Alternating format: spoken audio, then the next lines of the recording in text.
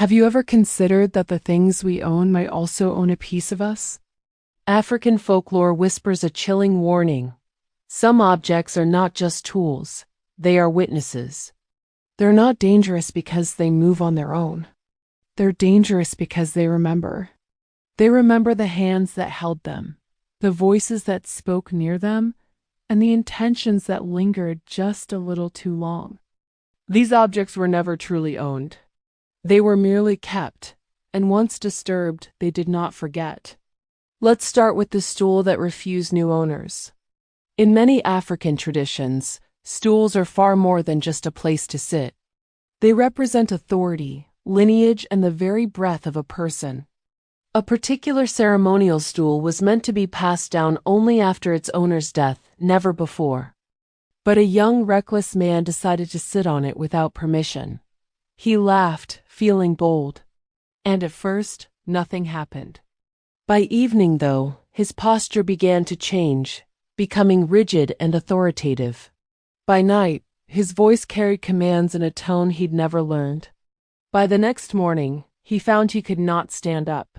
Not from weakness, but because the stool simply would not let him rise. He had to be removed by force. Even then, the stool remained warm to the touch. The elders said it remembered its last true owner, and it was still listening, waiting. Next, consider the knife that learned hunger.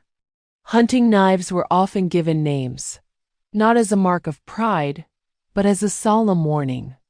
One such blade was said to have tasted too much blood. It started with animals, but then it craved something else. To keep it safe, the community wrapped it carefully and buried it between hunts. But a thief, driven by greed, uncovered it and used it once, then again. Soon he found he couldn't sleep without holding it. His hands would shake uncontrollably whenever it was out of his reach. Days later, he was found lifeless. The knife was mysteriously clean, but his own palms were stained red. The elders say some tools don't want to rest. They want to continue what they were made for. Then there was the drum that knew the wrong rhythm. Not all drums were created for music and celebration. Some were used to mark boundaries. One particular drum was only ever played to end ceremonies, never to begin them. A group of curious youths found it and started beating it, just for fun. The rhythm felt strange, unnatural. It was too fast, too eager. That night, the village heard footsteps outside, matching that same frantic beat. Slow at first, then perfectly in sync. By dawn, the drum's skin had stretched taut, as if it had been struck repeatedly from the other side. They burned the drum, hoping to end the curse. But the elders knew better.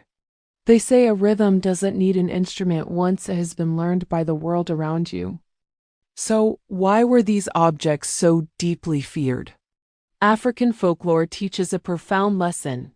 Our intentions leave a residue, and that residue settles into the world around us. Objects absorb what we humans release: our grief, our authority, our violence, our devotion. Simply touching these items isn't what activates the danger. Claiming them does. The act of ownership is an invitation, and it demands a response. These objects, or others like them, still exist today. They are hidden away, wrapped in cloth, and ignored on purpose, because forgetting is often safer than curiosity. And some memories were never meant to belong to the living. Some things remember being used. Thanks for watching. If you found this fascinating, don't forget to like and subscribe for more stories from the shadows.